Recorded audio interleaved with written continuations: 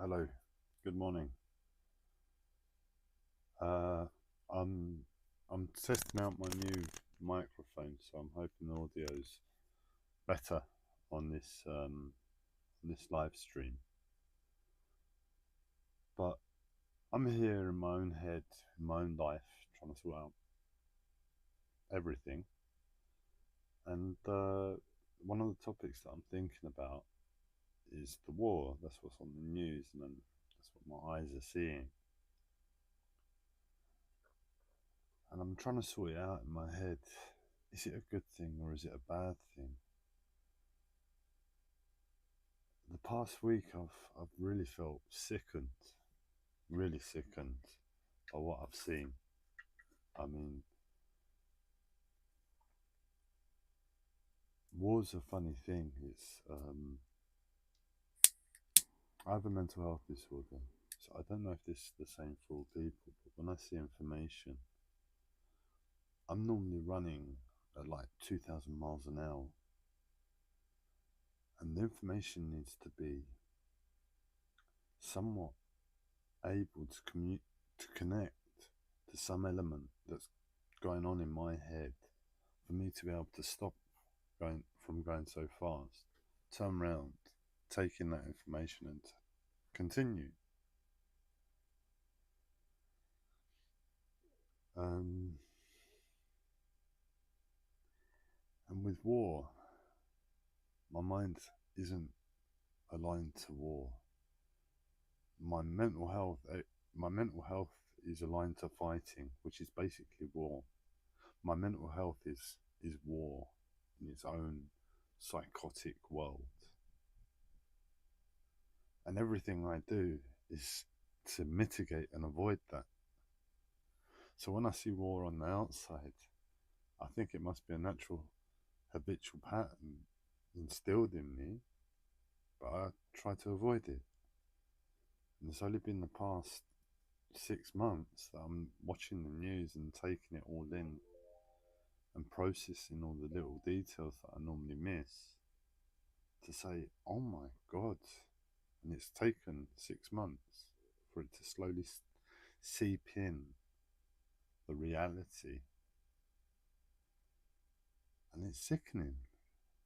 You can't see the pictures on the news and not question. This is where I got to in my thinking. Does Israel harbour rage towards the enemy? Because that's how it looks. They've decimated the country. They're shutting down hospitals and they're telling all the people, no, you have to leave. That's how it looks to my picture that I've done my best, and that's how it looks to me at the moment. I could be wrong, but it looks like there's rage, or it's not rage, and it's Israel's not Israel's the Jewish prophecy that that land belongs to Israel. I don't know what else to think. How else can you justify all of that action? It just looks like over the top.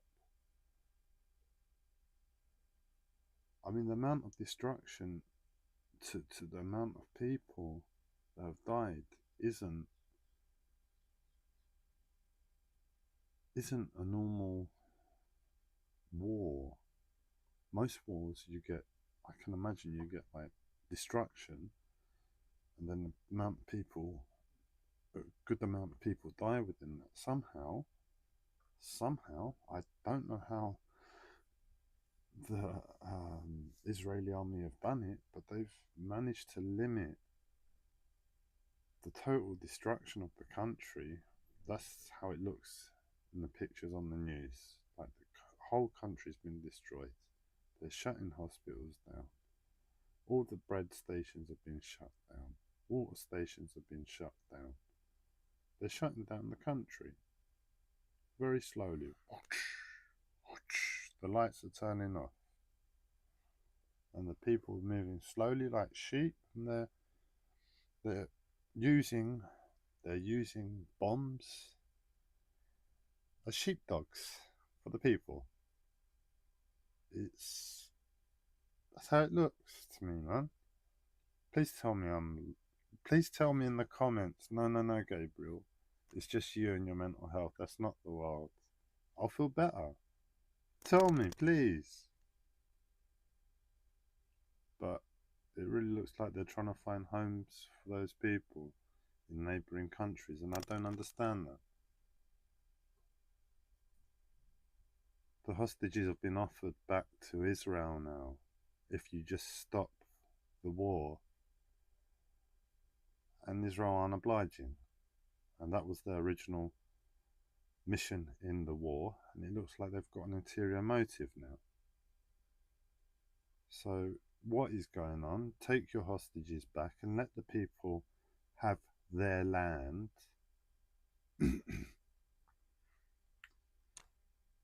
Get the Americans in like they always do to fund the rebuild, but it's the people have their land. You get your hostages back, and Hamas have been decimated. What are Hamas going to do? I just hear this top Hamas official's been murdered, that top Hamas official's been murdered. I'm like, God, have they fired any rockets recently? I just can't imagine there's anybody left at Hamas. But on the news they had a spokesman, and apparently they're in peace talks still. So who they're sending to these talks, I don't know. One day, just no one will turn up. And I don't believe that'll be too long in the future. They're just going to kill everybody linked to Hamas.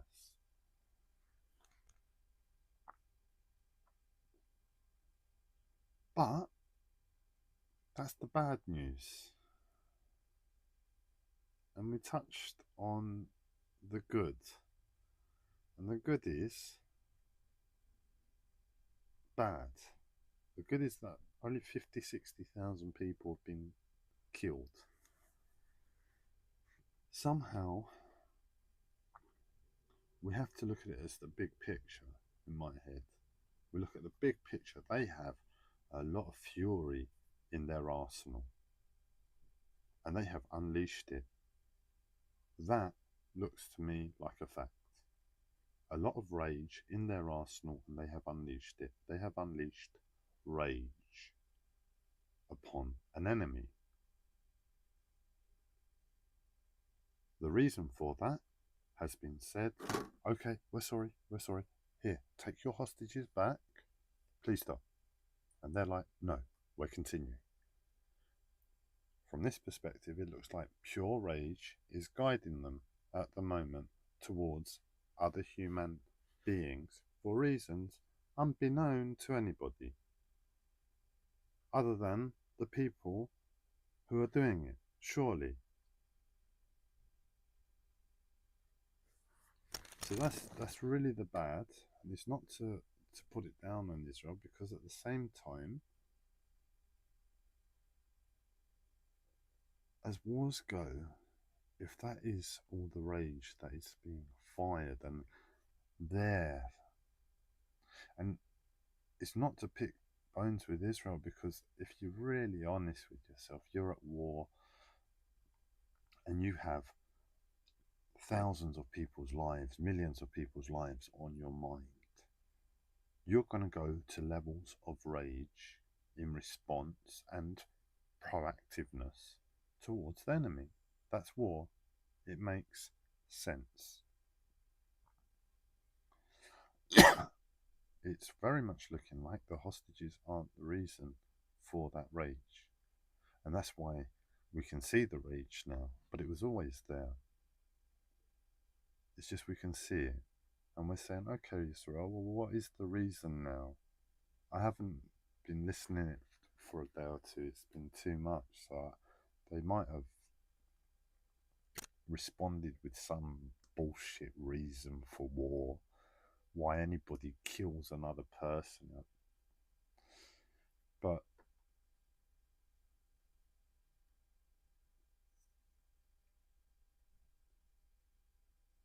there was space for a bit, and we could see the rage. The rage was highlighted, and the new reason's being filled in now. But in seeing the amount of rage towards an enemy that is just human at the end of the day, but they are the enemy and this is war.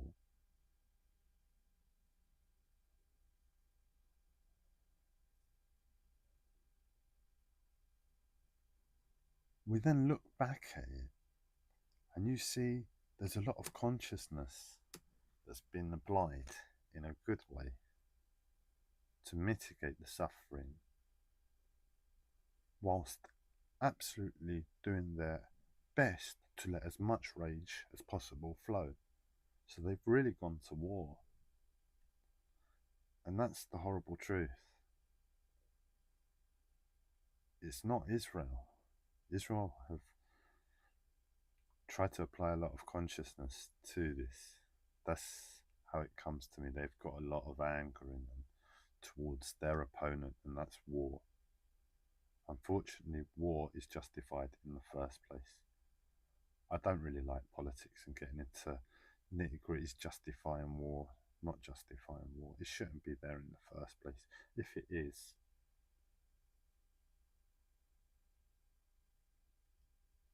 then somehow they've pulled off a miracle. Their intelligence is next to none. Superior intelligence, whereby they can mitigate death, but still really destroy the opponent. Because at the same time as this war, we've had another war in Europe, and this war didn't touch me the same way this Israel-Palestine conflict has over the years, just seen it at a distance. Russia, Ukraine. I was like, oh no, it's NATO again. They're just, the Americans and the Brits, they just piss everybody off, and they piss Putin off, and he's scared, and he just says, no, I need my safety barrier. And that's why he went to war with Ukraine. That's the best I could understand it. And he went to war, and I'm like, oh God, bloody Europeans, white people, but at least they're killing each other this time and not putting it on anybody else, you know, again. And I've left that one alone. I left that one at a distance. I'm like, I just don't need to hear it. It will just finish when either World War III happens or it doesn't. If it doesn't, then there'll be peace talks and that'll end, which is what's happening now. That's just the way my brain compartmentalized it without me thinking. And I left it at a distance, but it's been rolling on some years now. And if we look at the destruction that's happened there, it's pretty bad. It's not as devastating as what the pictures of Gaza look like, but when you see destruction's destruction.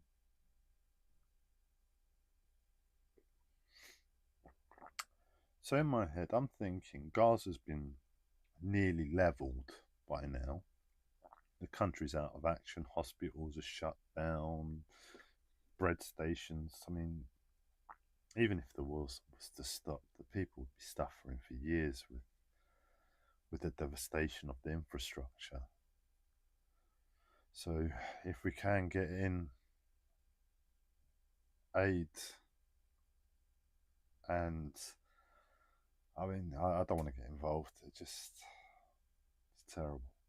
But the war in Russia and Ukraine is not as devastating in appearance to infrastructure and the country as a whole and the psychology of the people, and devastating the years that it's gone on. It's not as the same.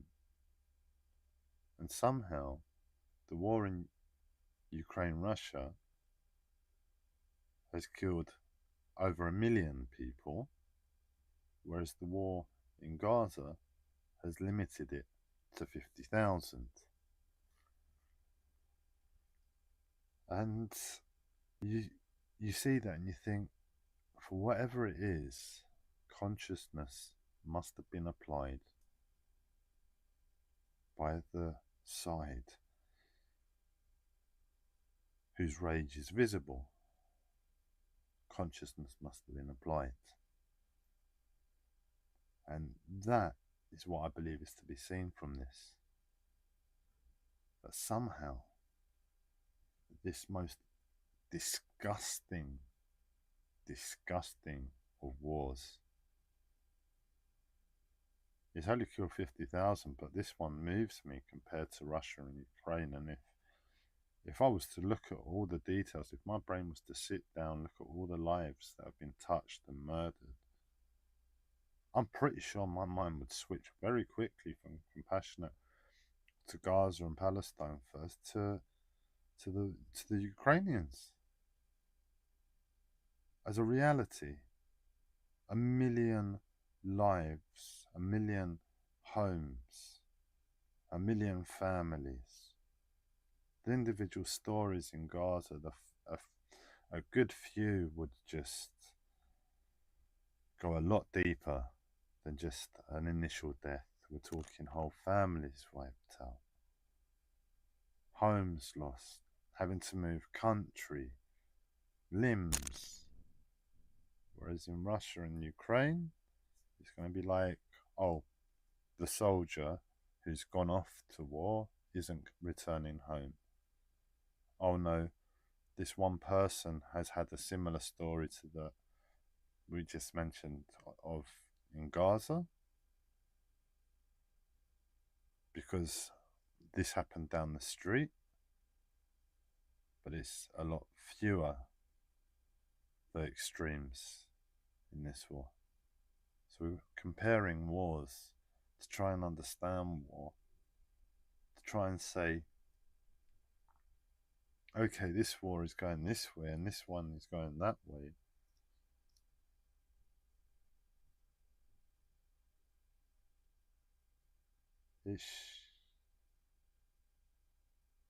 As long as we're doing politics and justifying war, what is war and what isn't war, we're going to have war, guys. I'm at war with my mental health not to be at war. It wants me at war and fighting all the time. And all I do is war and fight not to fight. That's my life. We shouldn't have war in this world. No war is good. They're all bad. But I just hope that I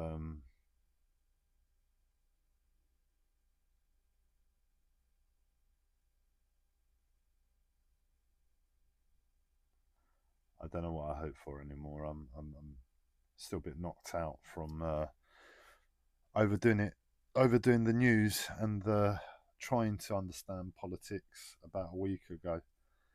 So I won't give a final quote on this video. I'll let you summarize it. What do you think?